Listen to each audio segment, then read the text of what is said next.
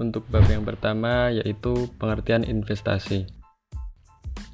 Investasi berasal dari bahasa Inggris, dari kata dasar invest yang berarti menanam, atau dalam bahasa Arab diambil dari kata istatmaro yang berarti menjadikan berbuah, berkembang, dan bertambah jumlahnya. Secara istilah, investasi adalah barang tidak bergerak atau barang milik perseorangan atau perusahaan yang dimiliki dengan harapan untuk mendapatkan pendapatan periodik atau keuntungan atas penjualan, dan pada umumnya dikuasai untuk periode yang relatif panjang.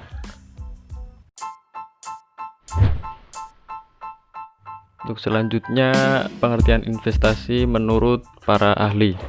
Yang pertama ada Kashmir dan Ja'far. Beliau berpendapat bahwa investasi dapat diartikan sebagai penanaman modal dalam suatu kegiatan yang memiliki jangka waktu relatif panjang dalam berbagai bidang usaha atau proyek dengan tujuan memperoleh keuntungan. Yang kedua ada Maharani. Beliau berpendapat investasi adalah pengeluaran untuk membeli barang-barang modal dan peralatan produksi dengan tujuan untuk mengganti dan terutama menambah barang-barang modal dalam perekonomian yang akan digunakan untuk memproduksi barang-barang dan jasa di masa depan.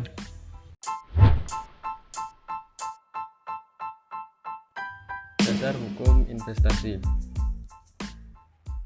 Investasi menurut Al-Quran, yaitu ada dasar Quran Surat Al-Baqarah ayat 268 yang artinya perumpamaan nafkah yang dikeluarkan oleh orang-orang yang menafkahkan hartanya di jalan Allah adalah serupa dengan sebutir benih yang menumbuhkan 7 bulir.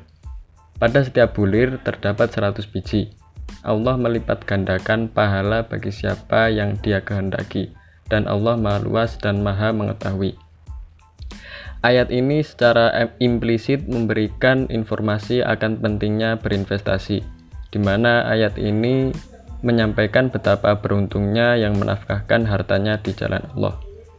Orang yang kaya secara finansial kemudian menginfakkan hartanya untuk pemberdayaan masyarakat yang kurang mampu melalui usaha produktif, maka sesungguhnya dia sudah menolong ribuan, bahkan ratusan ribu orang miskin yang berproduktif ke arah yang lebih baik lagi.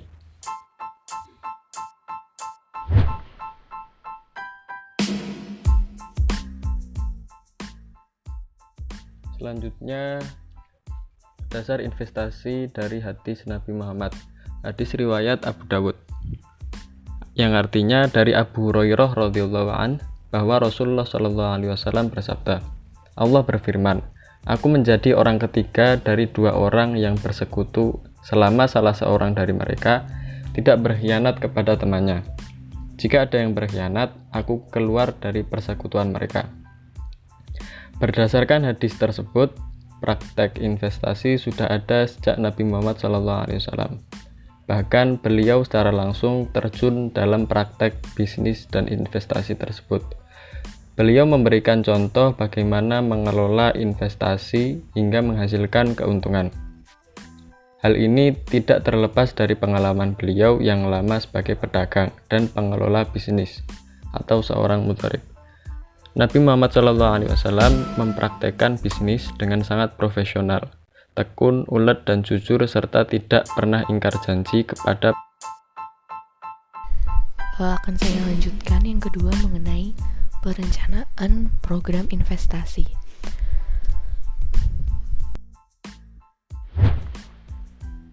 Sebelum melakukan investasi, alangkah baiknya kita harus menyusun rencana-rencana investasi atau rencana apa yang akan kita lakukan ketika kita melakukan investasi tersebut. Jadi keputusan untuk membuat rencana investasi adalah langkah pertama yang penting untuk mencapai tujuan-tujuan resmi jangka panjang. Agar bermanfaat, tujuan investasi haruslah tertulis, spesifik, dan terukur. Mereka juga harus disesuaikan dengan kebutuhan keuangan masing-masing orang. Jadi, setiap orang kan memiliki keuangan atau income yang berbeda-beda. Jadi, investasi itu harus disesuaikan dengan keuangan dari masing-masing orang.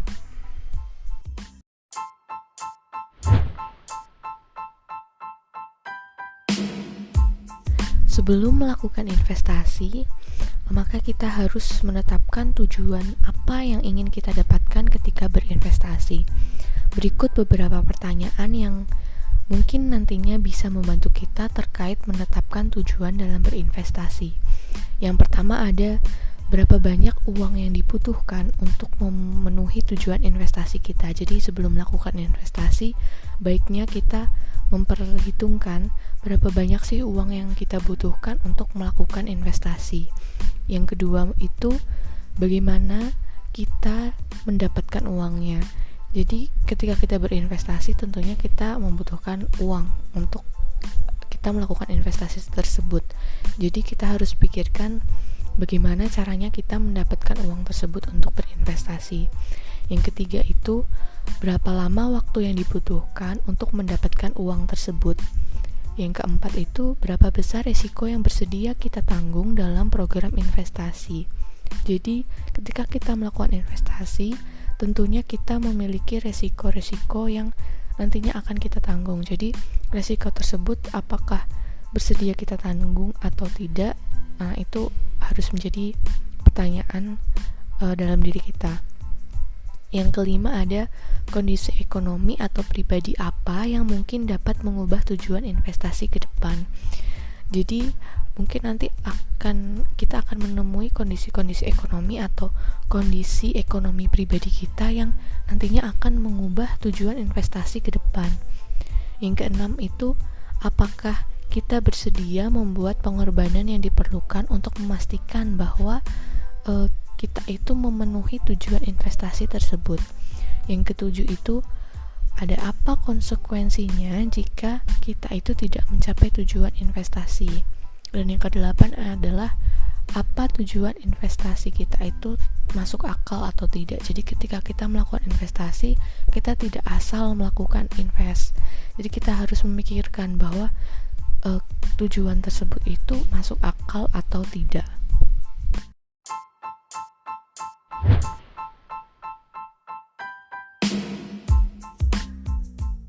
Selanjutnya yaitu melakukan pemeriksaan keuangan.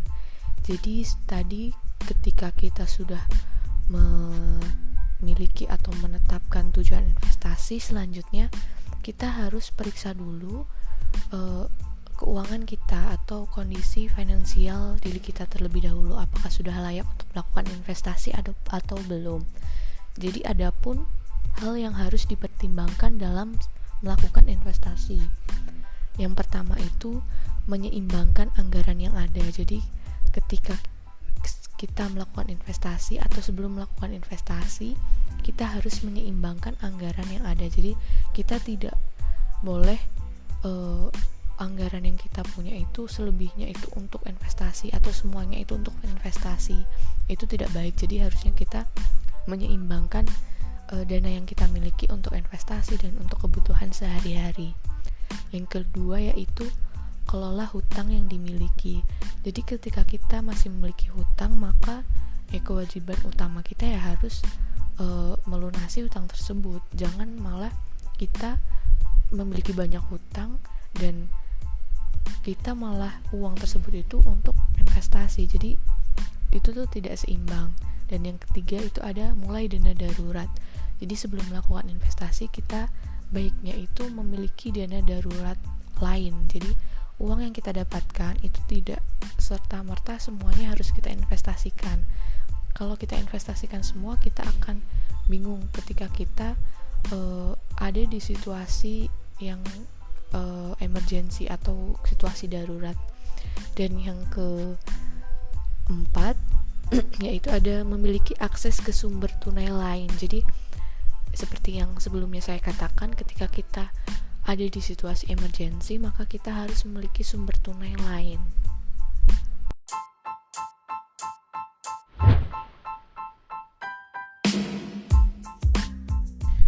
Selanjutnya yaitu mengelola krisis keuangan. Jadi setelah kita melakukan tujuan investasi atau menilai tujuan investasi, setelah itu memeriksa keuangan atau kondisi keuangan kita, yang selanjutnya itu ada mengelola krisis keuangan. Adapun langkah yang dilakukan untuk memastikan keuangan kita itu teratur atau tidak, yaitu yang pertama, tentukan tetapkan dana darurat yang lebih besar dari biasanya. Selanjutnya yaitu ketahui hutang yang dimiliki. Jadi kita harus mengetahui hutang-hutang apa yang kita miliki sebelum melakukan investasi. Yang ketiga ada kurangi pengeluaran. Maksudnya di sini kurangi pengeluaran yang tidak diperlukan atau yang tidak mendesak. Yang keempat ada lunasi kartu kredit. Itu masih hampir sama seperti ketahui hutang atau lunasi hutang yang kita miliki. Dan yang kelima yaitu pertimbangkan untuk mengubah investasi menjadi uang tunai untuk menjaga nilai.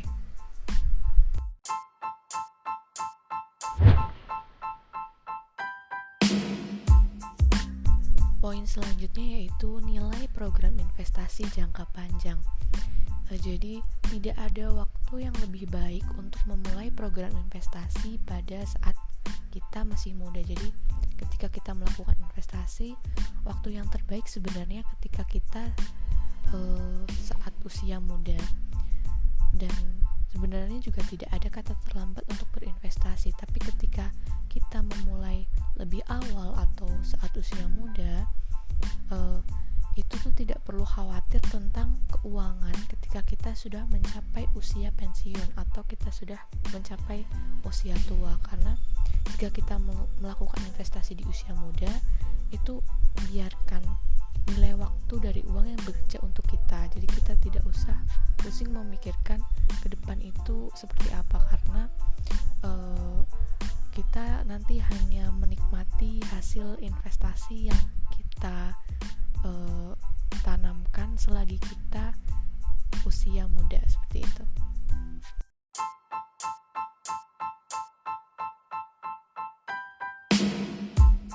Selanjutnya kita akan membahas tentang faktor yang mempengaruhi pilihan investasi. Yang pertama ada keamanan dan resiko.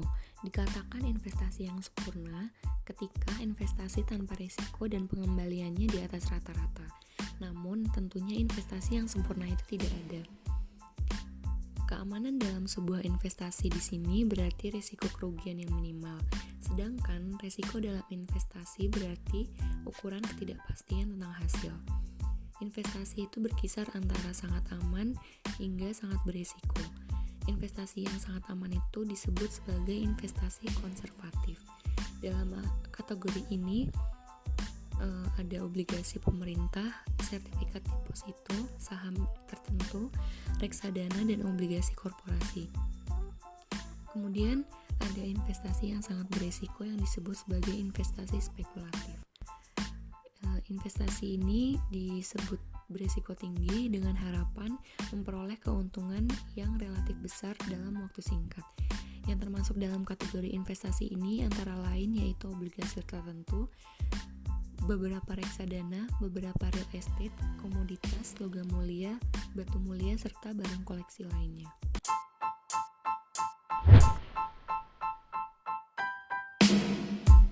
Kemudian yang kedua yaitu resiko. Di sini terdapat dua cara untuk meminimalisir resiko ketika kita ingin berinvestasi. Yang pertama yaitu mengevaluasi toleransi untuk resiko. Setiap orang memiliki toleransi yang sama terhadap resiko. Faktanya, beberapa orang akan mencari investasi yang menawarkan resiko paling kecil. Ketika orang memilih untuk berinvestasi dengan tingkat resiko yang lebih tinggi, maka mereka akan mengharapkan keuntungan yang lebih besar. Kemudian yang kedua, menghitung pengembalian investasi. Cara menghitung tingkat pengembalian yaitu pendapatan total yang diterima dari investasi selama periode waktu tertentu dibagi dengan jumlah awal yang diinvestasikan. Seringkali investor pemula takut dengan risiko ketika mereka berinvestasi dengan jumlah yang banyak. Tapi mengingat prinsip dari investasi yaitu high risk, high return, yaitu Tanpa resiko tidak mungkin memperoleh pengembalian yang lebih besar yang benar-benar membuat program investasi kita itu berkembang. Kuncinya itu menentukan seberapa besar resiko yang bersedia ditanggung oleh kita, kemudian memilih investasi berkualitas yang menawarkan pengembalian lebih tinggi tanpa resiko yang tinggi.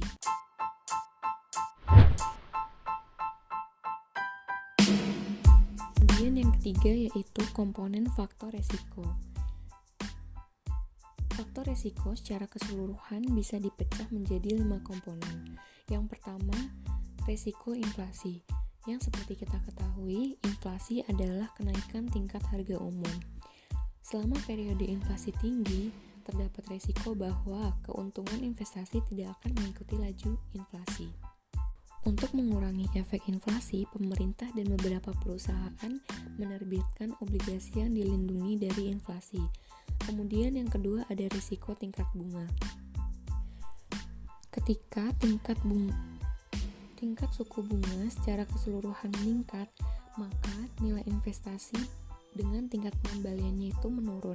Sebaliknya, jika tingkat suku bunga itu secara keseluruhan menurun, maka nilai investasi dengan tingkat pengembalian akan meningkat. Selanjutnya yaitu resiko kegagalan bisnis. Jika keuntungan bisnis sedang menurun, biasanya dividen akan lebih rendah atau tidak ada dividen sama sekali.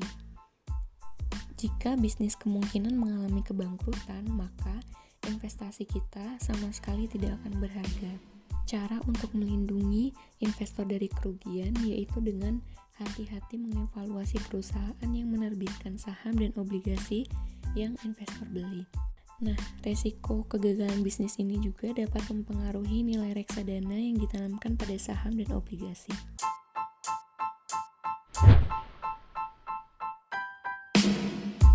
Kemudian, yang keempat ada resiko pasar. Terdapat 2 jenis resiko di sini, yaitu sistematis dan tidak sistematis. Risiko sistematis terjadi karena risiko keseluruhan di pasar dan perekonomian, seperti krisis ekonomi, kenaikan suku bunga, perubahan daya beli konsumen. Karena jenis risiko ini mempengaruhi seluruh pasar, maka tidak mungkin menghilangkan risiko melalui diversifikasi.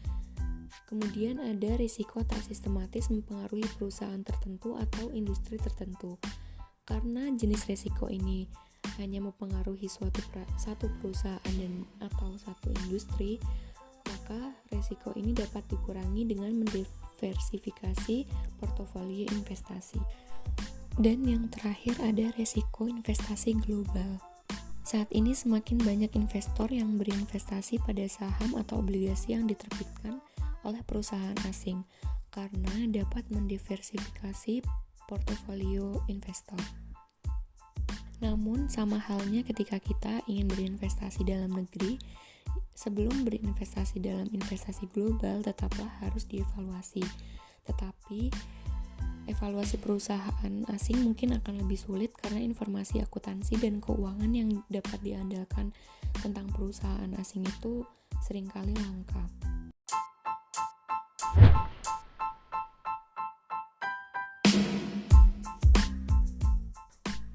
Faktor selanjutnya yaitu pendapatan investasi.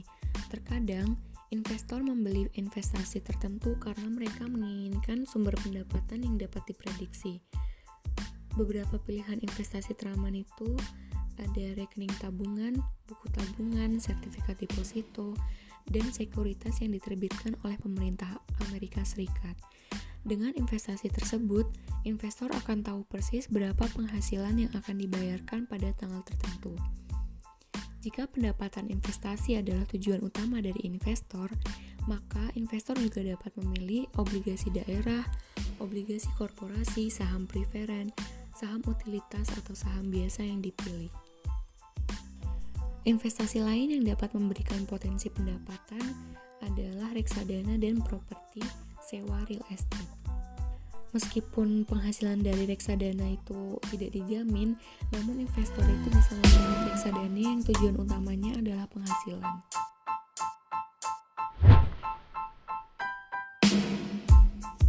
Faktor selanjutnya yaitu pertumbuhan investasi. Bagi investor, pertumbuhan berarti nilai investasi mereka itu akan meningkat. Seringkali peluang terbesar untuk pertumbuhan itu ada pada investasi saham biasa. Dikatakan sebagai perusahaan yang berkembang ketika perusahaan itu memiliki potensi pendapatan yang lebih baik daripada rata-rata, pendapatan penjualan yang meningkat, dan manajer yang dapat memecahkan masalah terkait dengan ekspansi yang cepat. Perusahaan yang sedang berkembang ini umumnya membayar sedikit atau tidak sama sekali dividen. Bagi sebagian besar perusahaan yang sedang berkembang, keuntungan yang biasanya dibayarkan kepada pemegang saham dalam bentuk dividen itu diinvestasikan kembali di perusahaan. Uang yang disimpan perusahaan dapat menyediakan setidaknya sebagian dari pembiayaan yang mereka butuhkan untuk pertumbuhan dan ekspansi di masa depan dan mengendalikan biaya pinjaman uang. Hasilnya perusahaan akan tumbuh lebih cepat. Pertumbuhan yang dibiayai oleh keuntungan yang diinvestasikan kembali ke perusahaan biasanya meningkatkan nilai dolar dari suatu saham bagi investor.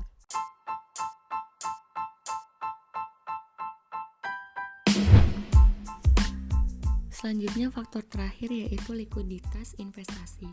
Likuiditas adalah kemampuan untuk membeli atau menjual investasi dengan cepat tanpa mempengaruhi nilai investasi secara substansial.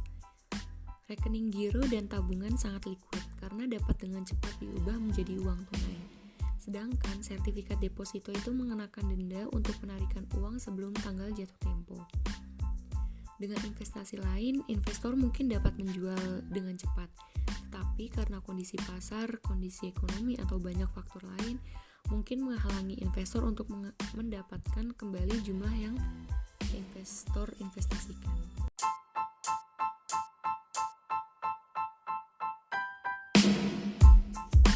Untuk selanjutnya, saya akan menjelaskan mengenai ikhtisar alternatif investasi.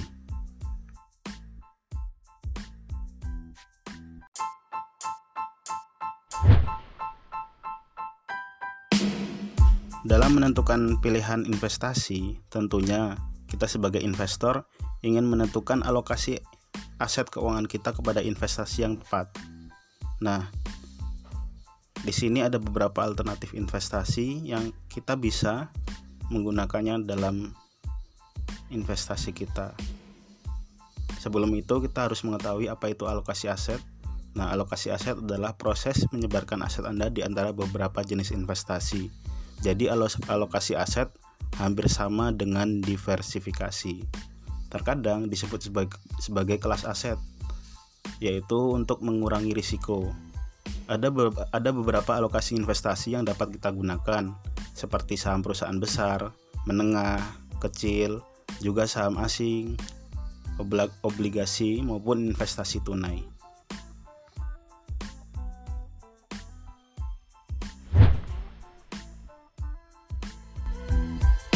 Selanjutnya kita akan membahas mengenai faktor waktu. Nah, faktor waktu ini adalah jumlah waktu yang investasi Anda miliki untuk bekerja. Nah, faktor waktu ini juga merupakan faktor penting lainnya saat mengelola portofolio investasi. Katakanlah jika teman-teman ingin mendapatkan pengembalian di waktu yang misalkan 2 tahun, maka teman-teman bisa memilih investasi jangka pendek. Sebaliknya, jika teman-teman ingin mendapatkan pengembalian di atas 5 tahun atau 4 tahun, maka teman-teman bisa memilih investasi dalam jangka waktu yang panjang. Pada intinya, jika teman-teman berinvestasi pada waktu yang salah dan kemudian tidak bisa menunggu investasi tersebut pulih, maka teman-teman bisa kemungkinan kehilangan uang yang teman-teman investasikan.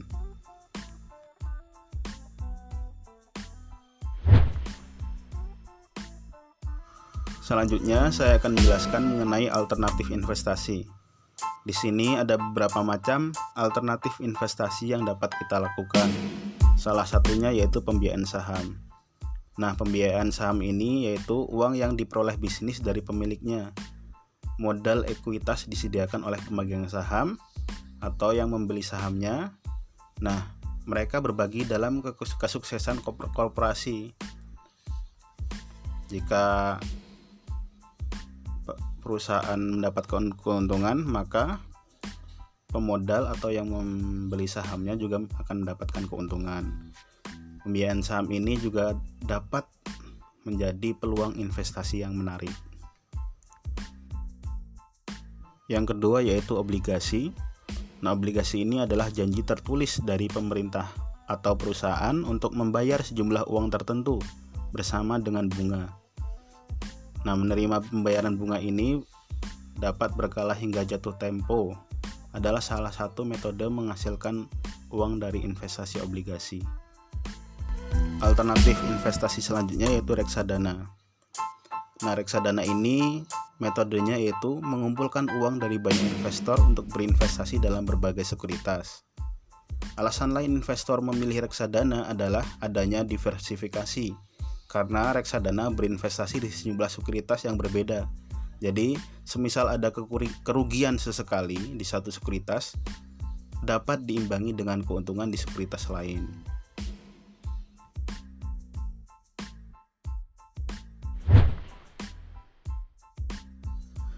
Alternatif investasi yang lainnya yaitu perumahan atau real estate. Biasanya, nilai real estate meningkat dengan akhirnya dijual dengan untung, tetapi tidak ada jaminan buat kita mendapatkan keuntungan.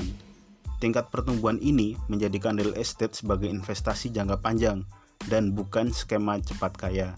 Ini juga membantu kita untuk mengingat bahwa nilai real estate dapat menurun karena krisis ekonomi atau resesi. Nah, tapi teman-teman tidak perlu khawatir karena ada beberapa faktor yang menentukan keberhasilan investasi di properti ini. Salah satunya yaitu persaingan harga, jenis pembiayaan, pajak, kondisi lingkungan dan bangunan, alasan pemilik menjual properti, atau adanya kemungkinan turunnya harga.